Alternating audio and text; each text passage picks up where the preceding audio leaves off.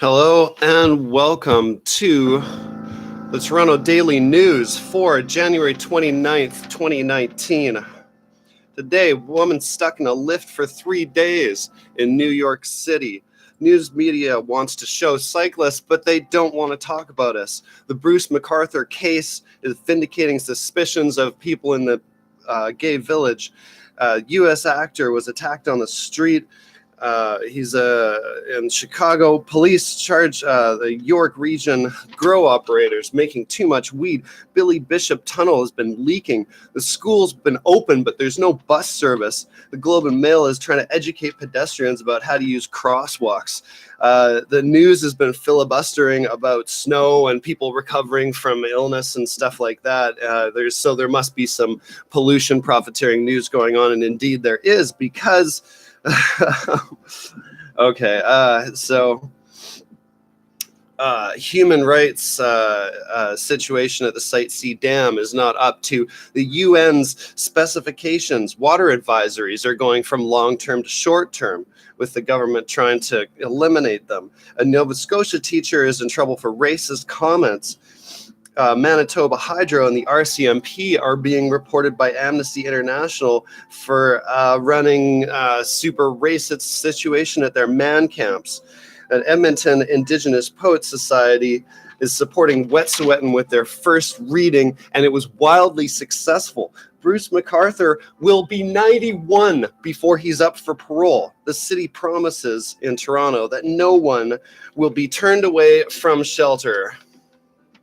Stay tuned, the education minister says, about news on full-time kindergarten after the fall. Cleanup after a Whitby tanker truck crash, super complicated because it's toxic as fuck. A woman on January 25th smashed her car into a pool. She was hauled away on mental health concerns. There's going to be no Drake in the Junos, but there's a ton of Indigenous talent, and Sarah McLachlan is going to be fucking hosting it in London, Ontario. Surveys show employees are feeling isolated, but their stigma about mental health is reduced. The coup in Venezuela could not come at a better time for the oil patch, because it is increasing the price of oil.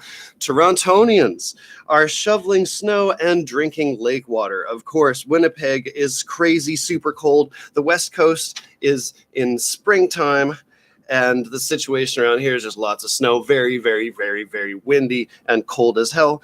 And a Assiniboine zoo lost a grizzly bear because they completely suck. Not the bears, but the zoo. In Pakistan, a woman convicted of blasphemy, sentenced to death, was acquitted. She's about to come to Canada. Congratulations. President of Venezuela has promised a whole bunch of state violence, and he has delivered. A bug in FaceTime will have your iPhone answering group calls before you hit the answer button. Those are the headlines. After the break, we'll go deeper into the news for today. Thank you very much. I'm your host, Dorian Sky.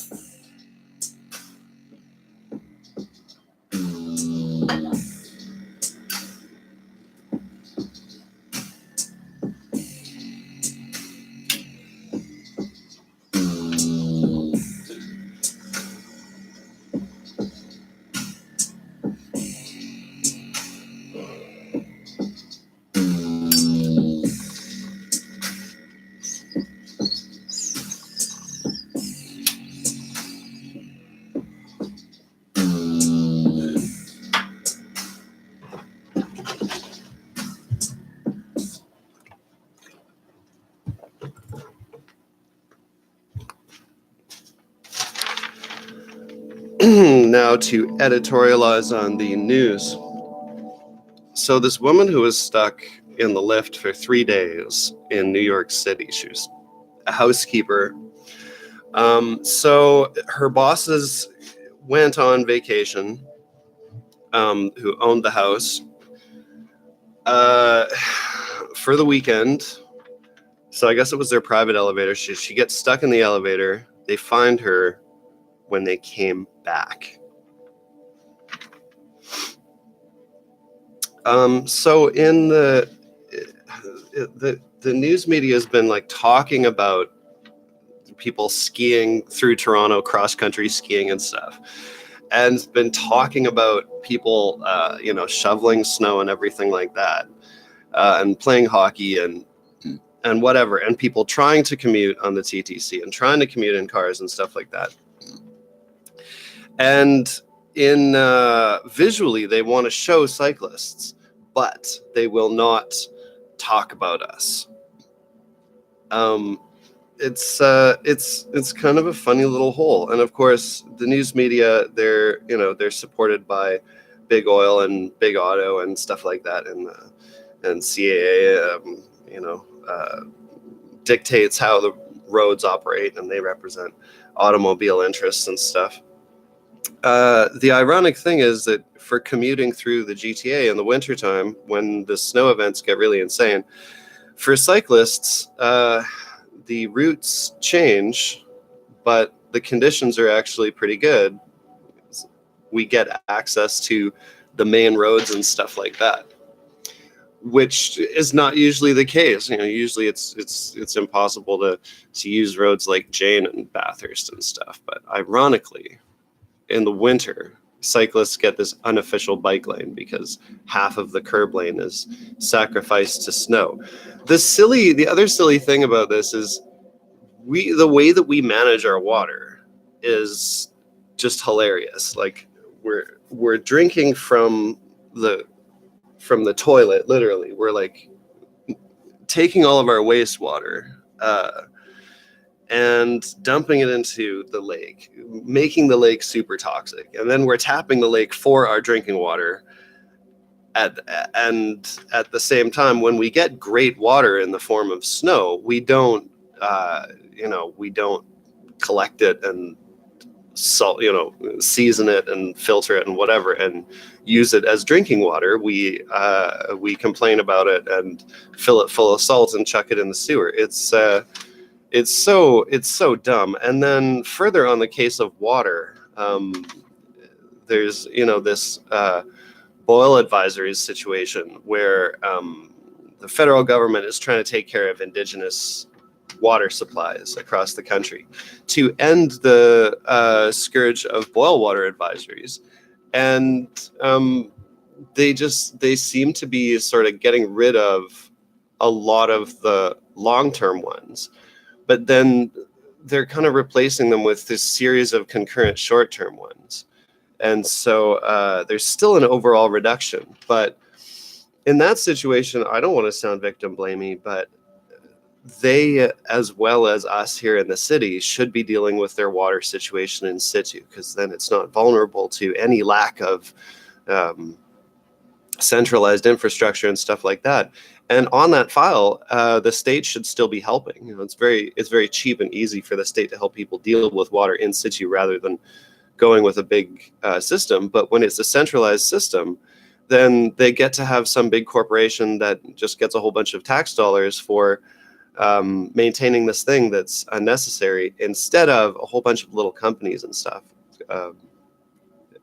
and individuals taking on more of the work, and just a whole bunch of the work just evaporating. Because when you deal with water in situ, just a whole bunch of the effort disappears, so there's just a whole industry just dies. So that's why. But in general, like, our sewage and water treatment and supply situation is a bad Roman idea that has turned into a modern day infrastructure catastrophe and a huge drain on our resources. And it's really serving us up with terribly inferior water at the same time, when we have perfectly good water blocking our driveways and making us slip and stuff like that. So the Bruce McArthur case has really vindicated what people in what gay people in Toronto, especially in the Village, had kind of suspected about this string of like disappearances and stuff that have been going on for a long time. And there was always this friction about whether or not the police were attuned enough to the situation. And anyway, Bruce McArthur just pleading guilty to all these charges has made everybody realize, like, wow, we were right. There was, a predator lurking in our midst. He was getting away with crazy, crazy, crazy stuff. And I personally think that McArthur, as much as anything else, he didn't want to have any more of this stuff aired to anyone than already was. And the courts were not going to let him get away with, sort of a vague bunch of charges. They went into detail about everything, so they exposed him. So I guess by avoiding a court case, he spared everybody the court case. Also kind of denied a certain amount of detail, but I think that's what he wanted. So it's kind of a push and pull over the level of detail there. People are allowed to get a license to grow weed, right, and sell it through the licensed providers, system and stuff like that. You can have an operation, or you can have a personal grow operation for your own personal supply under certain, conditions. But so people, there's also this massive undersupply in the market, in the legal market. So the legal people are mega tempted to overgrow or just buy from illegal operations and stuff. And so that's what has happened with this case in York Region. So the Globe and Mail ran this like little video thing about how to use the crosswalk signals. Actually, no, it wasn't in video. It was like in text. And it just shows that it's a usability issue. It's an industrial design issue when you've got stuff like crosswalks that need instructions or need a user's manual or even need a sign or even need a switch to operate them. Having to push a button or even wait for a light or something like that. Just not having access to the road and being able to freely walk out on it.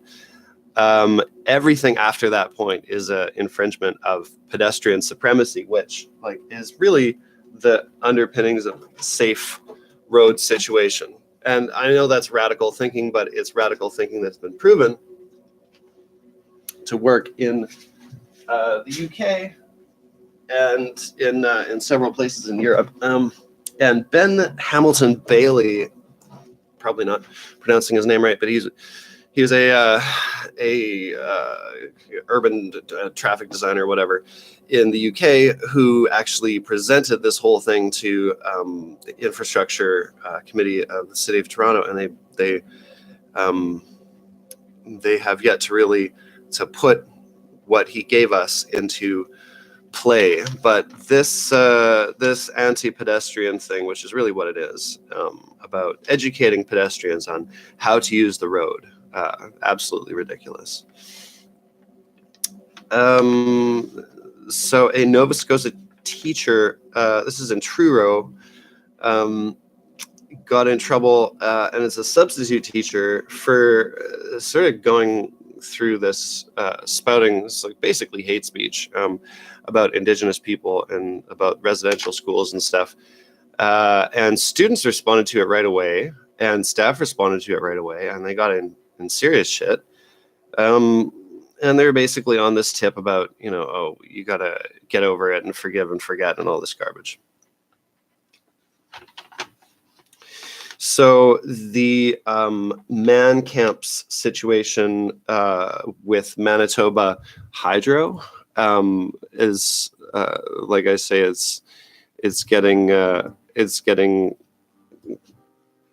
ridiculous, according to Amnesty International. They're investigating the hydro company and also I think the RCMP for like violence, sexual violence, state violence and stuff against Indigenous people. And this man camps situation basically has been a real source of tragedy for Indigenous people across the country. Is basically, your territory gets invaded by some pollution profiteering thing. A whole bunch of men get moved in. They're all hopped up on meth and like doing 60-day shifts and stuff like that. And they want to fuck all your local women and beat them up and stuff like that. I'm making it sound bad, but it's bad. Because that is literally the situation. And so Amnesty International, of course, they're catching on to this. And also the UN is super pissed about the Site C Dam because, of course, it violates human rights and stuff. And again, on the topic of water, this goes into how Canada is just repeatedly, using just ridiculous, causing huge damage by using the most like expensive, ridiculous means to generate power. And just making a whole bunch of extra work for ourselves now and ongoing in generating that power, maintaining these dams. After we already saw a big dam explosion in Brazil or whatever that I think it was in Brazil that that released a bunch of mine waste and stuff. The dam situation across North America is very bad. It's a huge catastrophe in so many ways. We have no reason to be building a dam there, especially since it's going to destroy so many places. So this Indigenous Poets Society, they are donating the proceeds of their profits to the Wet'suwet'en. And their first night was like a huge success, like way beyond what they expected. And they're going to be doing this every month in Edmonton. And so I feel like we're going to see so much amazing talent coming out of that every month. Sorry about this music situation. It's just so dumb. I was going to cut the music off for this second segment. So the city promising that in this super cold snap, nobody will be turned away from shelter is really tone deaf, because they have been doing such a bad job of sheltering everybody. And they've turned up so many opportunities to increase their shelter situation, increase their instant, housing situation. And meanwhile, we've got examples of other cities elsewhere doing really cheap things to get poor people into really good, adequate individual housing, just small scale individual housing that solves a lot of their problems. So it's really like it's just municipal state violence again from the city against the super poor. So the education minister, with her announcements about, it's not really announcements, it's like, it's all part of Bill 66, what they're doing to full-time daycare. Now, it was a huge cost to the province to do this, but it was this liberal program that really like changed people's lives. And now, of course, the Conservatives want to shut it down, so they're going to evaluate what is working and what is not working about full-time daycare. But they're guaranteeing, oh, for sure, it'll be available in the fall. And then she's like, not gonna, neither here nor there about after that. So ridiculous. So people keep crashing their cars into stuff. This woman on the 25th who in Clarington who smashed her car through this community center and into this pool. She drove it like bang on through the spot, mounted up the stairs in the front, I think it was stairs, and went, deked around this like person who was walking past, went through like 2 sets of doors through the lobby into the pool. They hauled her off on like mental health protection charges, something like that. People are going nuts and driving their cars into stuff. I mean, either we need to change cars so that they just can't do this stuff and they just limit their performance and stuff in certain places, or we need to just block off, just fence them in with actual barriers, onto the roads, because this this driving situation is really getting sketchy. So Drake is just not going to be in the Junos. But the Indigenous talent situation is really thick, so that's super cool. I don't know why Drake is not doing the Junos, but that'll be a news story for later, I guess. So Bell Let's Talk Day is on Wednesday. So happy Bell Let's Talk Day. It's so funny how the news media sponsored by. It's really funny, this line that they're walking. So they want us to talk about our issues over text and over phone. But at the same time, the media that is owned by Bell is also telling us that social media, which is what people do with their phones for the most part, that teens talking on social media is what is causing suicide and stuff. And it's all these stories where they're conflating causation with coincidence. You know, they're saying like, oh, teens are always on their cell phones on social media, and so and they're killing themselves, and so that's why. And so it's this very weird propaganda line they're walking, where Bell is at the same time promoting you texting and calling your friends about mental health issues, and also the news media that they own is trying to convince everybody that social media is causing their mental health issues and their sleep deprivation issues. It's so wacky. For dealing with snow, I really want to suggest, like, instead of shoveling and salting, sweep and juice, sweeping and juicing. Like, you get beet juice, you get like beet shavings and stuff from some place. Just find your closest place that makes a bunch of fruit juice and shit. Just be like, just give me all your beet peelings, because all the beet peels, right? So beets, they're like salt, but they're better. And so you just take the beet peels and then a whole bunch of, like, you know, you blend them up in your blender, you know, with some water and coffee grounds, add coffee grounds to it. And maybe a little bit of like extra, you know, if you like sweep up extra road salt as it accumulates so it doesn't get into the sewer, right? And then you can add that road salt back to the mix. So you do that. You make basically the beet juice, and then you add in that you stir in, you know, because you don't want to mess up your blender. You stir in the coffee grounds and you stir in the waste salt, and then you've just got this nice thing. You can just use it in a, you know, you can strain out the solid, you know, bits and just use it in like a water gun or something. So just use a water gun and a broom to deal with the snow and ice and stuff instead of shovels and salt. So Winnipeg is experiencing some of the coldest weather on the planet. Meanwhile, the West Coast is like in springtime. And then we in Toronto are just getting a massive amount of snow and wind. It's kind of like, this just goes to show Canada is several different climates all at the same time. So this grizzly bear that died in a zoo, this is the second bear that's died like in recent years in this same zoo. Grizzly bear or polar bear? I think it actually might have been a polar bear. I think I'm wrong about that. This woman who's about to move here, she's going to join her kids here from Pakistan. And so they already moved here. She's going to get here. So she's like one of our recent refugees fleeing, you know, state violence, because they wanted to execute her for blasphemy because she's a Christian and she had an argument with some colleagues or something.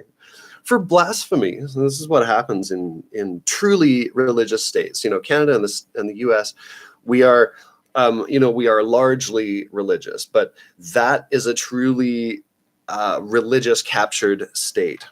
So in terms of the police and probably like army violence or whatever in Venezuela, 40 people have been killed and 850 people have been detained. That's like what the press is reporting on. In these, you know, riots and stuff. Like I said, that, you know, he promised state violence and he's delivering.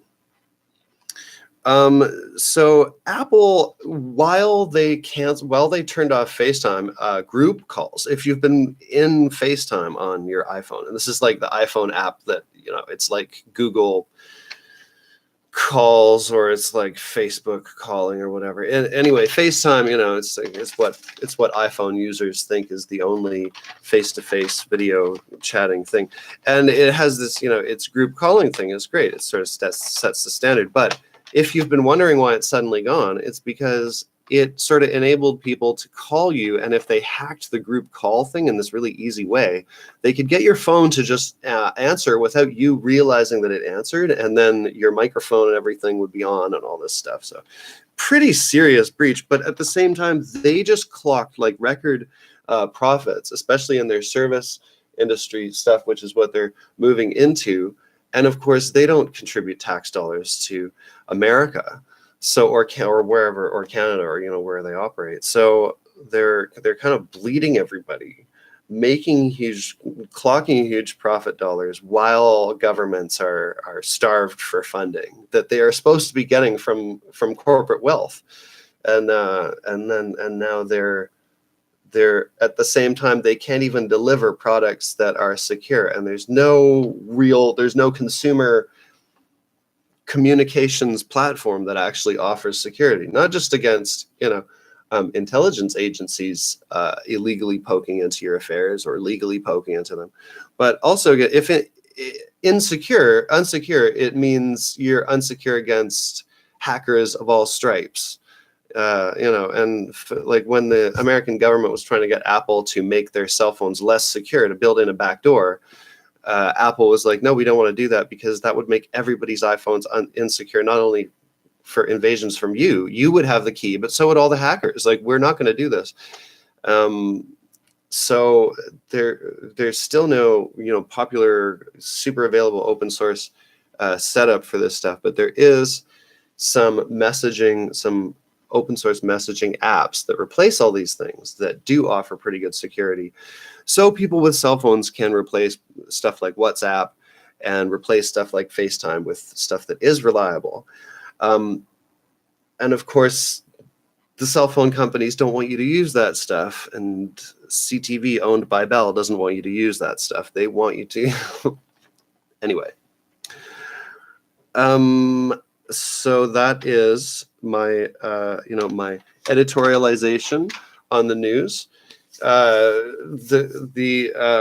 I said, it's going to be Wednesday is going to be super, super windy and mega cold. But the driving and cycling conditions, once the early morning rush clears the roads, are going to be, are not so bad. And it's basically about taking advantage of the bus routes in terms of the non-arterial segments, and then for drivers, just staying careful on the arterial routes, not trying to expand into all the curb lanes and stuff to pass each other. It's just the curb lanes are just going to be too sketchy to drive in. But for cyclists, those curb lanes basically give you access to a lot of the main streets that you don't have. So commuting is different than usual for pedestrians. It's hell out there. Pedestrians are the ones who are really suffering in the commuting situation. The skiers, the cyclists, the drivers, not doing so bad. Drivers, though, definitely, this is another it's another instance where temperatures have plunged. And so all of those vehicle maintenance things are coming into play. And so you got to double down on making sure your battery is not too cold when you're parking your car, making sure that you're starting up your car and running it for a while, at least once a day. And things just get complicated in terms of clothing out there. You got to make sure you're safe from the wind. Don't overdo it with the insulation. Moving around in the snow is going to make everybody overheated and stuff. So if anything, you want to do a morning walk or a morning bike ride, a morning drive, or however you're getting around, before you get out there. And that's the general way to do winter commuting. You do a little test run, do a corner store run or something like that, do some shoveling and do some standing around just to see if your outfit's bulletproof, and then get on your way. Same thing with your car. There's no point in heading to work on time as your first commute of the day, because in winter, your first commute of the day is going to get sabotaged in some way, one way or the other. If you want your commute time to be predictable, don't make your first commute of the day. Thank you for the daily news for the 29th. This is your host, Dorian Sky, signing off. Have a fantastic